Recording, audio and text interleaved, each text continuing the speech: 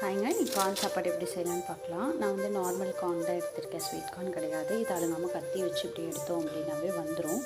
So இப்போ கார்னை எடுத்து ரெடியாக வச்சாச்சு. அடுத்தது இதில் வந்து பெரிய வெங்காயம் உங்களுக்கு தேவையான அளவு போட்டுக்கோங்க. நான் ஒரு ஹாஃப் வெங்காயம் தான் போட்டு சாப்பாடு கம்மியாக செய்கிறனால. அடுத்தது தேங்காய் பால் தான் இதுக்கு முன்னே தேவை. ஸோ தேங்காய் பால் எடுத்து ரெடி பண்ணியாச்சு. இப்போது பேனில் எண்ணெய் ஊற்றி இல்லை குக்கர்லேயே டேரெக்டாக எண்ணெய் ஊற்றி நீங்கள் பிரியாணிக்கு போடுவீங்களா பட்டை, ஏலக்காய், அன்னாச்சி முக்கு அதை போட்டு கருவேப்பிலை, வெங்காயம், பச்சை மிளகாய்